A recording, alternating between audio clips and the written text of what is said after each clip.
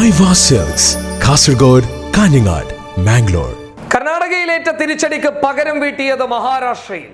കോൺഗ്രസ് ബി.ജെ.പിക്ക് ശിവസേനയ്ക്ക് ശക്തമായ തിരിച്ചടി നൽകിയിരിക്കുന്നു.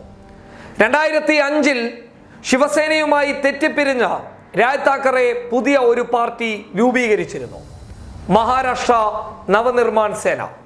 2009 വെറും 4 വർഷം കൊണ്ട് സംസ്ഥാന രാഷ്ട്രീയ പാർട്ടിയുടെ പദവി MNS സ്വന്തമാക്കുകയും ചെയ്തു. 13 MLA-മാർ നേടുകയും വലിയ വിപ്ലവകരമായിട്ടുള്ള ഒരു മാറ്റം സൃഷ്ടിച്ചെടുക്കാൻ രാജ് താക്കറെക്ക് സാധിക്കുകയും ചെയ്തിട്ടുണ്ട്. ഒടുവിൽ 2019 രാജ് താക്കറെ പിണക്കങ്ങളൊക്കെ മറന്നുകൊണ്ട് NDA ചേരിയിലേക്ക് കടന്നു വരുമെന്നുള്ള ഒരു വലിയ വിശ്വാസം ബി.ജെ.പിക്കും ശിവസേനയ്ക്കും ഉണ്ടായിരുന്നു. എന്നാൽ ആ വിശ്വാസങ്ങളെ കാറ്റിൽ പറത്തിക്കൊണ്ട് ഒരു ഒറ്റയാൻ പോരാട്ടം കാഴ്ചവെച്ചുകൊണ്ട് രാജ്യം പേടിക്കേണ്ട 2 പേർ മാത്രമാണ് ഇന്ന് ഈ രാജ്യത്തുള്ളത് എന്ന് പറഞ്ഞ നരേന്ദ്രമോദിയെയും അമിത്ഷയെയും ചൂണ്ടിക്കാട്ടിയ ഒരാളും കൂടിയാണ് രാജ് താക്കറെ. രാജ് താക്കറെ എന്ന് പറയുന്നത് ശിവസേനയുടെ അധ്യക്ഷൻ ഉദ്ധവ് താക്കറെയുടെ സഹോദരനാണ്. ഉദ്ധവ് താക്കറെയുടെ സഹോദരനായ രാജ് താക്കറെ വലിയ വിമർശനമാണ് ബി.ജെ.പിക്കെതിരെ ഉയർത്തിക്കൊണ്ട് രംഗത്ത് വരുന്നുള്ളത്. എന്നാൽ നിലവിലുള്ള കാര്യമെന്ന് പറയുന്നത് രാജ് താക്കറെയെ ചാക്കിട്ട് പിടിച്ചിരിക്കുകയാണ് സോണിയാഗാന്ധി. സോണിയാഗാന്ധിയുമായി കൂടിയാലോചനകൾ നടത്തുകയും മഹാരാഷ്ട്രയിൽ കടന്നു വരുന്ന നിയമസഭാ തിരഞ്ഞെടുപ്പിൽ തങ്ങൾ തമ്മിൽ ഒരു സഖ്യമുണ്ടാകുമെന്ന് രാജ് താക്കറെ സമ്മതിക്കുകയും ചെയ്തതായി അദ്ദേഹം തന്നെ തുറന്നു പറഞ്ഞ കാര്യത്തിൽ മറ്റൊരു വലിയ ഭീഷണിയാണ് ബി.ജെ.പി നേരിടുന്നുള്ളത്.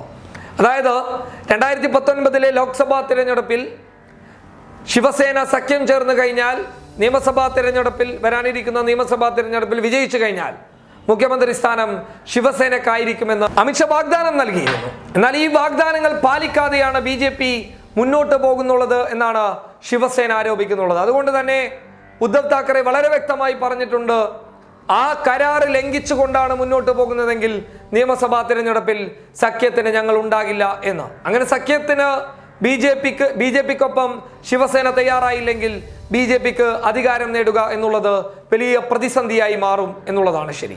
പക്ഷേ മറിച്ച് മറ്റൊരിടത്ത് കോൺഗ്രസ്, NCP അതുപോലെ തന്നെ രാജ് താക്കറെയുടെ MNS ശക്തമായ ഒരു കൂറ് പുലർത്തി മുന്നോട്ട് പോയി കഴിഞ്ഞാൽ വലിയ തിരിച്ചടി ബി.ജെ.പിയെ വേട്ടയാടുക തന്നെ ചെയ്യും. അതുകൊണ്ട് നിലവിൽ ആ കരാറ് ലംഘിക്കാനുള്ള സാധ്യതകളാണ് ബി.ജെ.പിയുടെ ഭാഗത്ത് നിന്ന് കാണുന്നത് എന്നുള്ളതാണ് നിരീക്ഷണങ്ങൾ വ്യക്തമാക്കുന്നുള്ളത്. News desk public Kerala.